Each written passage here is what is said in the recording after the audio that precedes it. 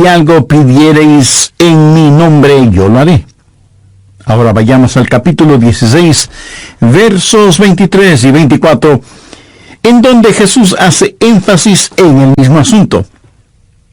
En aquel día no me preguntaréis nada. De cierto os digo, que todo cuanto pidiereis al Padre en mi nombre, os lo dará. Hasta ahora nada habéis pedido en mi nombre. Pedid y recibiréis, para que vuestro gozo sea cumplido. Muéstreme una persona cuyas oraciones le son contestadas, y de seguro que esa persona está llena de gozo. Jesús también dijo en Juan 14:6, yo soy el camino y la verdad y la vida. Nadie viene al Padre sino por mí. Y esa es la verdad en cuanto a la oración. No hay forma de llegar a Dios el Padre sino únicamente por medio de su Hijo Jesucristo. Supongamos que usted se pierde buscando una dirección en un lugar que no conoce. Así que detiene a una persona en la calle para que le ayude, y esa persona le dice, vaya derecho 3 cuadras más, luego vire a la derecha, verá una casa blanca con una cerca de madera, entonces vire a la izquierda, y esa es una calle sin salida. Recorra 3 cuadras más, vire a la derecha, y usted le interrumpe y le dice, un momentito, por favor, no puedo recordar todo eso, déjeme anotarlo. Y la persona que le está dando las direcciones le dice, ¿sabe qué? Yo estoy yendo en la misma dirección, permítame guiarle. Usted únicamente sígame. Esa persona no solo le señala el camino, sino que, por así decirlo, se vuelve el camino. Jesús no indica el camino, Jesús es el camino hacia el Padre, y cuando usted ora en el nombre de Jesús, Él le lleva a la presencia del Padre. Anota Efesios 2:18. Porque por medio de Él los unos y los otros tenemos entrada por un mismo Espíritu al Padre. ¿Qué significa orar en el nombre de Jesús? Significa orar con su autoridad.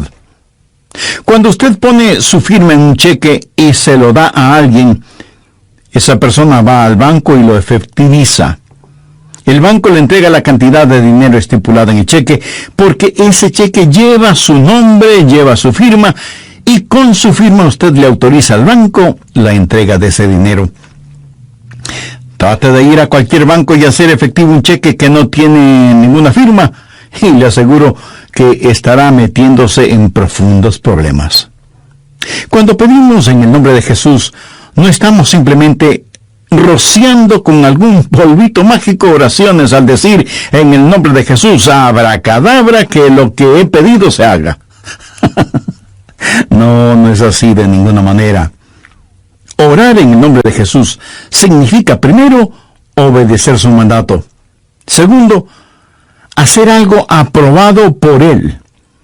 Tercero, saber que eso le dará honor y gloria a Él.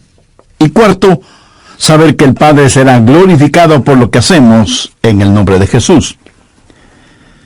Si usted ora sin usar el nombre de Jesús legítimamente, no tiene ninguna razón para esperar que su oración sea contestada.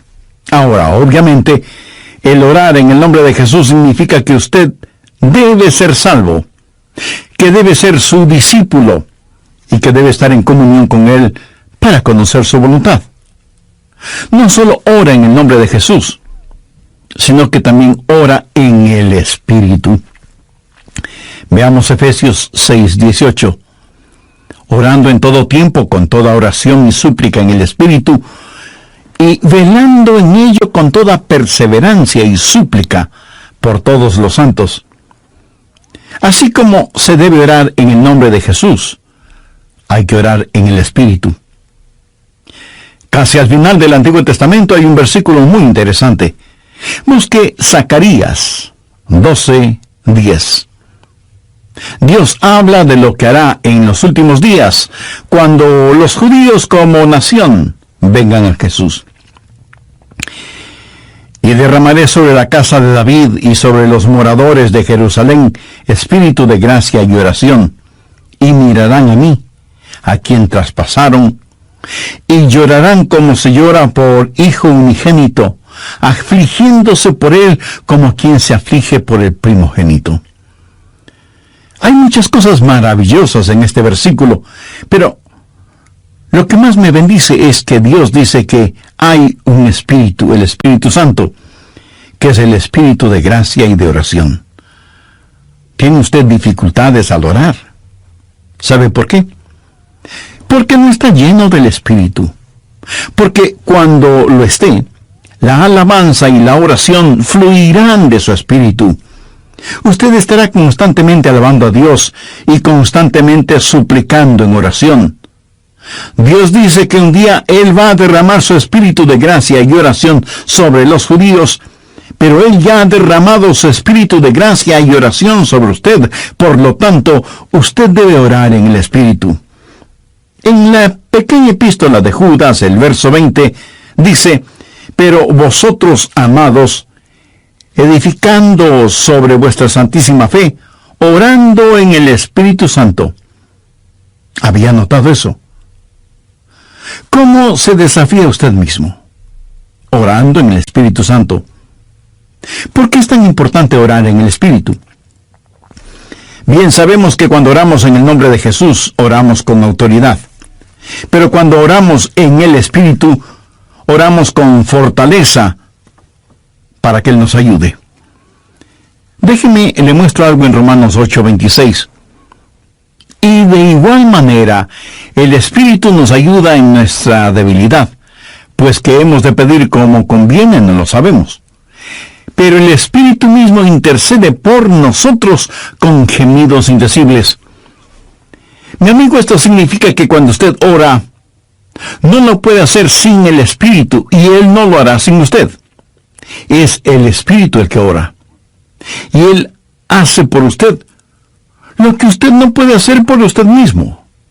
El Santo Espíritu de Dios inspira, guía, pone energía y sostiene nuestras oraciones.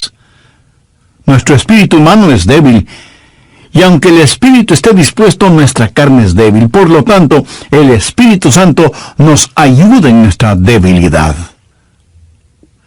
No hay ninguno de nosotros que alguna vez no haya dicho: fallé en mi vida de oración. Ojalá pudiera orar más. ¿Por qué no puedo hacerlo? Le diré por qué no oramos más. Francamente, porque somos débiles. Pero nuestra debilidad no debe convertirse en incapacidad, sino más bien en fortaleza, porque la Biblia dice que cuando somos débiles, somos fuertes. Si aprendemos a depender en el Espíritu Santo, quien nos ayuda en nuestras debilidades, inspirándonos, guiándonos y capacitándonos. Más aún, Él nos ayuda en nuestra ignorancia. Pues ¿qué hemos de pedir como conviene? No lo sabemos. ¿Alguna vez ha pensado en eso?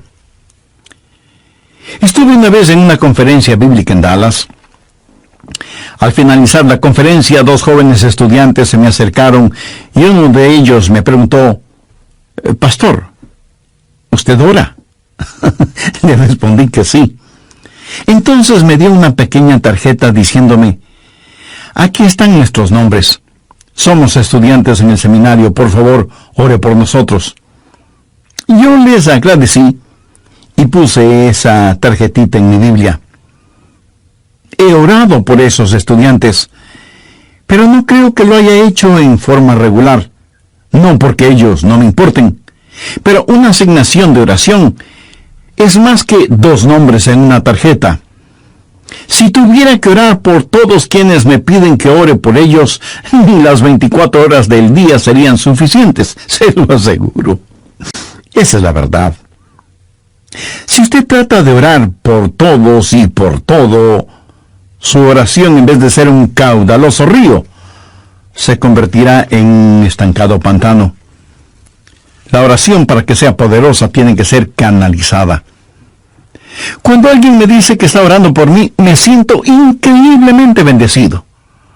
Y hay hermanos que me dicen que oran por mí diariamente, y doy gracias a Dios que muchos oran por mí. Pero me entristece la realidad de que hay millones de seres humanos por los cuales nadie ora. Ahora escúcheme. Yo no deseo estar en la lista de oración de alguien a menos que el Espíritu Santo haya puesto primero mi nombre en el corazón de la persona que dice que ora por mí. Y cuando usted está orando por otras personas en forma individual, muchas veces no sabrá cómo orar por ellos. Por ejemplo, su tía Rosita está enferma, y usted ora: Señor, restaura la salud de tía Rosita. ¿Cómo sabe que Dios no está preparando a tía Rosita para llevársela al cielo? Y usted ora para que tía Rosita todavía se quede en la tierra, mientras que, de acuerdo a Juan 17:24, Jesús ora y dice: Padre, aquellos que me has dado, quiero que estén donde yo estoy. ¿Dónde está Jesús? En el cielo. ¿Dónde está la tía Rosita? Todavía en la tierra. En las reuniones de oración, más se ora para que la gente sea sanada que lo que se ora para que la gente sea salvada. Parece que estamos más interesados en mantener a los salvos fuera del cielo que a los perdidos fuera del infierno. No sabemos orar como debemos orar. Cuando Saulo perseguía a los seguidores de Cristo, antes de que fuera el apóstol Pablo, me pregunto qué oraba la iglesia en relación con Saulo. Si yo hubiera vivido en esa época, seguro que hubiera orado: Señor, mira cómo este Saulo nos persigue.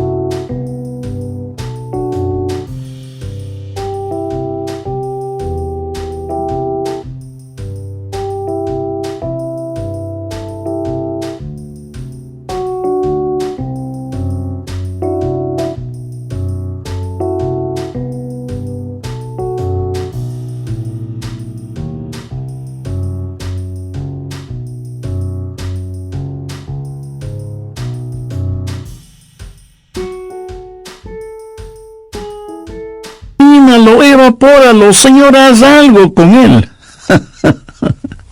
Y ciertamente Dios hizo algo con él, pero no precisamente como se lo pedimos. Dios lo transformó en el poderoso apóstol Pablo. A veces no sabemos ni lo que pedimos. Por eso el Espíritu Santo, que intercede por nosotros, dice: Señor, esto es lo que Adrián está pidiendo, pero esto es lo que en realidad necesita. El Santo Espíritu de Dios nos ayuda en nuestras debilidades, cuando nosotros no sabemos cómo orar, por qué orar, o cuando no tenemos la fortaleza, ni la energía, ni el deseo de orar. E intercede con nosotros, como la Biblia lo dice en Romanos 6:26, pero el Espíritu mismo intercede por nosotros con gemidos indecibles. Ni usted ni yo, nadie puede orar como el Espíritu Santo puede hacerlo. Y la expresión gemidos indecibles era utilizada para describir los dolores de una mujer dando a luz. Eso, mi amigo, es orar en el Espíritu. Intercede por nosotros con gemidos indecibles, porque muchas veces nosotros no sabemos qué pedir. Algunos años atrás, yo viví la experiencia de un profundo dolor emocional y espiritual a tal grado que no podía ni siquiera articular una sencilla oración. Lo único que podía hacer era quejarme.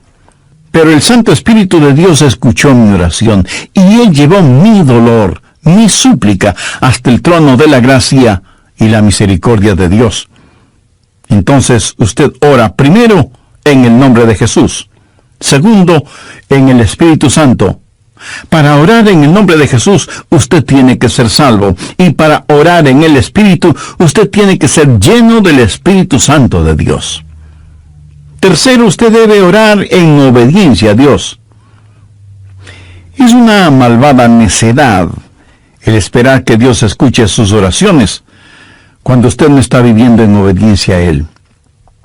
Lo triste es que hay personas que tienen la idea de que Dios les bendecirá, aún en su desobediencia. Razone esto un instante.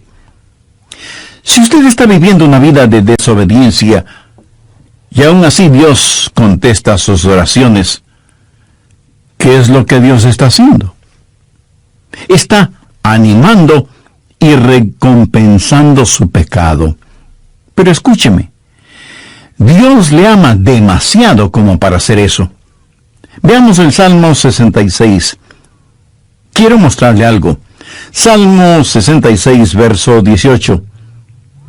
Este es un versículo que debería estar subrayado en su Biblia. Si en mi corazón hubiese yo mirado la iniquidad, el Señor no me habría escuchado. Ahí lo tiene, en blanco y negro y bien impreso. Y usted no tiene que ser un científico aeroespacial para entender eso, ¿verdad? Muchos hablan de las grandes promesas en la oración. Bien, esta es una promesa. Si en mi corazón hubiese yo mirado la iniquidad, el Señor no me habría escuchado. Ahora, note que no dice, si hubiera pecado, Dios no me escucharía. Dios no le escuchará a usted. Dios no me escuchará a mí. Dios no escuchará a nadie que tenga iniquidad en su corazón. Iniquidad significa el hacer trato con el pecado, sentirse en paz haciendo el pecado. Y si yo tengo cualquier iniquidad en mi corazón, Dios no me escuchará. Ora usted a Dios. Si tiene algún pecado en su corazón, ¿cómo puede esperar que Dios le escuche? Para que Dios le escuche, usted tiene que arrepentirse de sus pecados y tener a Jesús como su Salvador y Señor.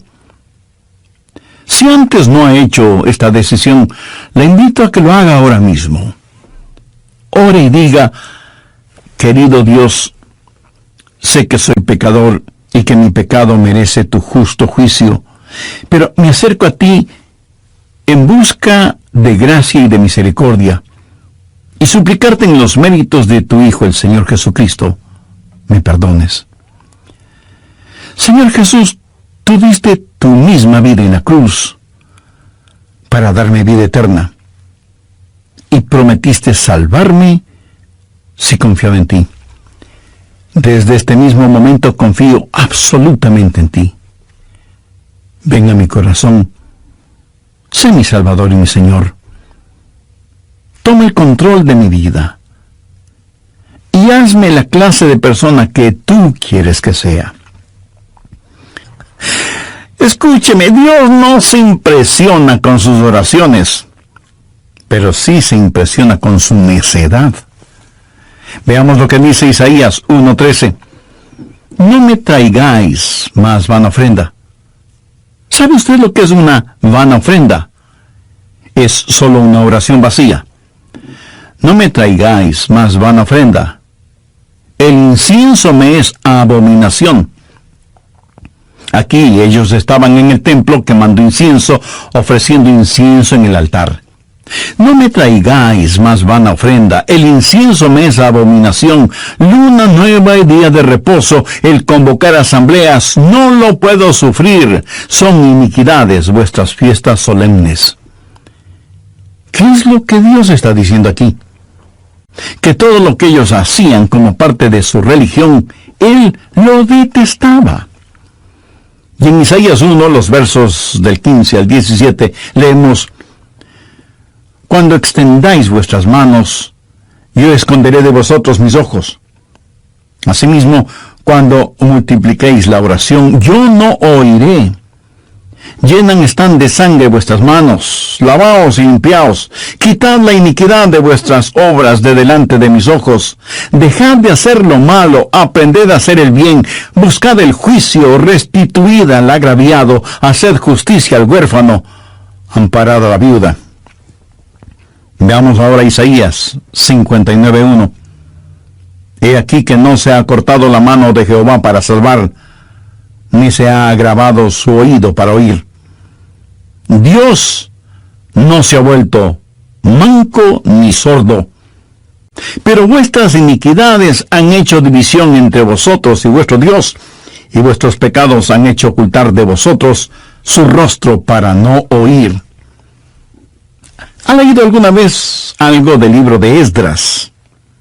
Vayamos al capítulo 9, verso 6.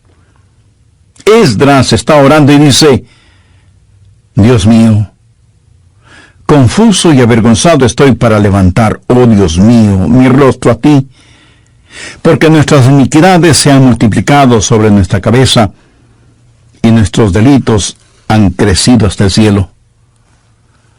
Mi amigo, debemos orar en obediencia. Para resumir un poco todo esto, vamos a la primera epístola de Juan. No el Evangelio de Juan, sino la primera epístola de Juan, capítulo 3, verso 22. Y cualquier cosa que pidiéramos, la recibiremos de Él, porque guardamos sus mandamientos y hacemos las cosas que son agradables delante de Él. Los rebeldes jamás verán sus oraciones contestadas. Déjeme retroceder un poco las páginas de la historia. Recuerda cuando Israel había conquistado Jericó y tuvieron que pelear contra un pequeño pueblito. No era ninguna gran ciudad. Un pueblito llamado Ai. Apenas 3 letras, H-A-I, Ai. Y sin embargo, los israelitas tuvieron que huir, como se dice vulgarmente, con el rabo entre las piernas, ignominiosamente derrotados. Y Josué tiene que ir y postrarse delante de Dios y preguntarle cómo pudo permitir que tal cosa sucediera. Mire lo que le contestó Dios en Josué 7, los versos 10 y 11. Y Jehová dijo a Josué: levántate, ¿por qué te postras así sobre tu rostro? Israel ha pecado. ¿Qué está diciendo? Josué, hijo mío, ¿por qué me estás orando? No puedes utilizar tus oraciones como una cortina de humo para ocultar el pecado que hay en medio del pueblo. Enfrenta y elimina ese pecado, y entonces oiré tus oraciones. Cuarto, usted debe orar en la voluntad de Dios. No solo conocer a Jesús, no solo ser lleno del Espíritu, no solo obedecer los mandamientos, pero aún habiendo hecho todo esto, todo lo que usted desea no es necesariamente la voluntad de Dios para usted. Anote 1 de Juan 5, versos 14-15. Y esta es la confianza que tenemos en Él, que si pedimos alguna cosa conforme a su voluntad, Él nos oye. Y si sabemos que Él nos oye en cualquier cosa que pidamos, sabemos que tenemos las peticiones que le hayamos hecho. Orar en la voluntad de Dios. Y usted no encuentra la voluntad de Dios simplemente por adivinación.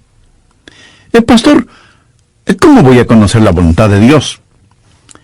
Bien, permítame hacerle una pregunta. ¿Quiere en realidad saberlo?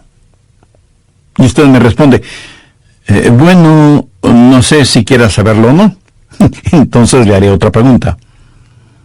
¿Quiere hacer la voluntad de Dios? Y usted me responde: sí, claro que sí. ¿La quiere hacer realmente? Quiero decir, si Dios le dijera este mismo momento: hay algo que deseo que hagas, ¿lo haría? ¿Sabe usted cuál sería la primera pregunta debido a nuestra naturaleza humana? ¿Qué es, Señor? Esa no debería ser la primera pregunta o la primera respuesta. Usted no puede contestar una pregunta con otra pregunta. Usted debe contestar esa pregunta con una afirmación. Adrián, hay algo que quiero que hagas. ¿Lo harás? Yo debo contestar: sí, Señor, lo haré. ¿Qué es lo que quieres que haga? Mira, la manera de conocer la voluntad de Dios no es sabiendo lo que es, sino comprometiéndose a hacerla aún antes de saber lo que es. Eso es confianza. Sencillamente diga: Señor, estoy listo, y haré lo que quiera que tú quieras que haga. Y aunque esa frase pueda trabar nuestra lengua, destraba nuestra capacidad de obediencia. Debo admitir que muchos tienen temor de la voluntad de Dios. De alguna manera se les ha metido la idea en la cabeza de que si se prestan para servicio bajo la voluntad de Dios, van a terminar como misioneros en el país de Salsipuedes, viviendo en una choza con piso de tierra y comiendo carne de serpiente o quién sabe qué.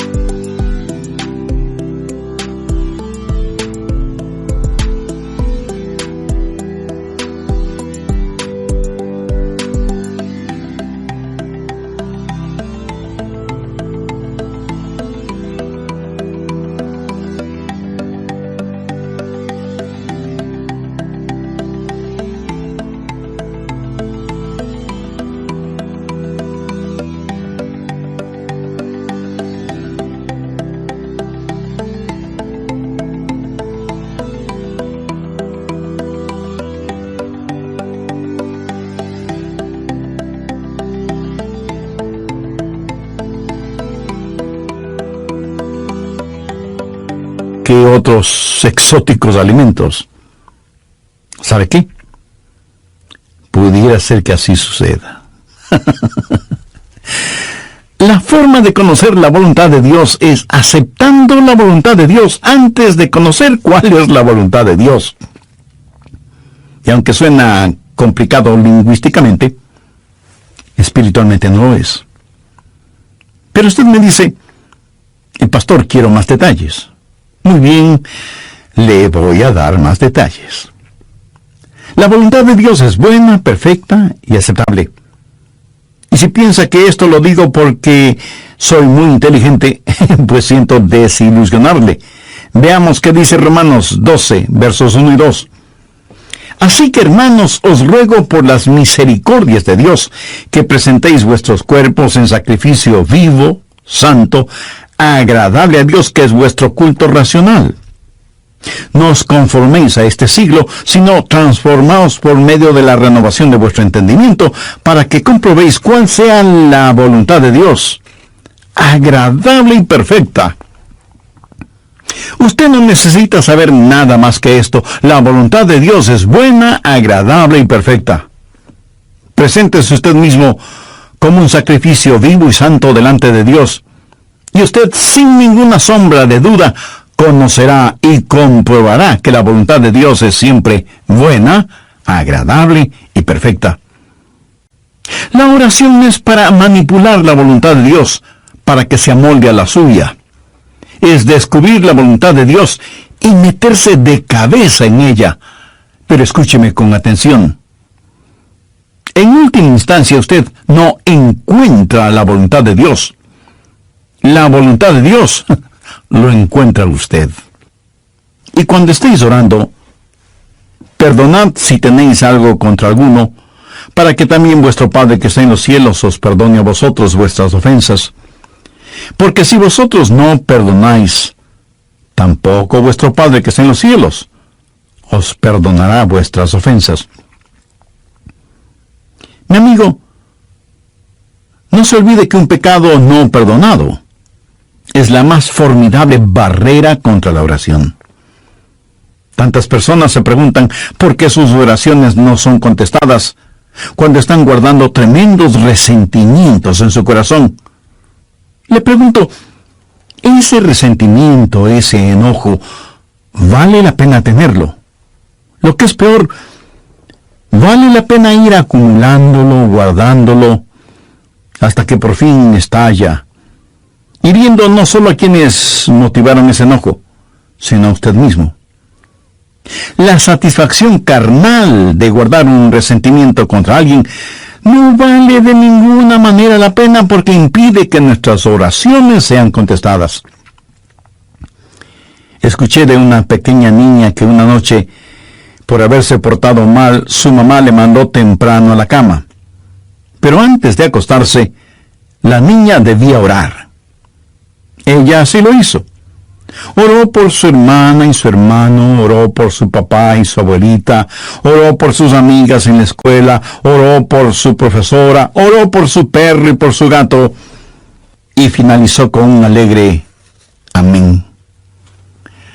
Luego, mirando a su madre, le dijo: como habrás notado, mamá, tú no estuviste en mi oración. Me imagino que esa oración no habrá salido de ese cuarto, menos habrá llegado al cielo. Pero hay una profunda lección en esto. Sería una temeraria necedad si alguien, teniendo un espíritu no perdonador, pretende que sus oraciones sean contestadas. Y esto es verdad de manera especial entre marido y mujer.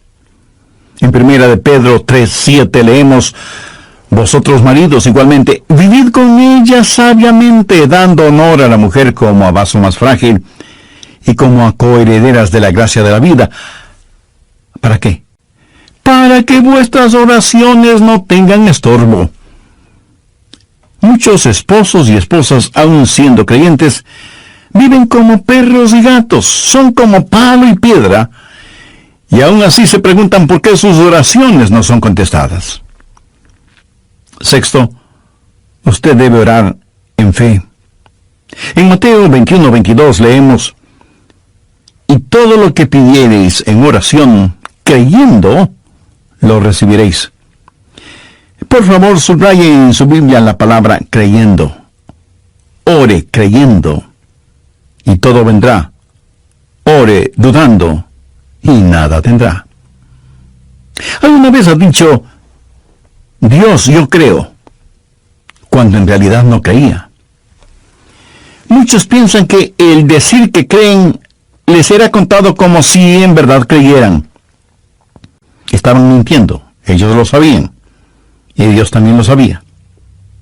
¿Alguna vez ha orado sabiendo que Dios escuchaba sus oraciones y recibió una respuesta de Dios? Verá, la fe es también un regalo de Dios.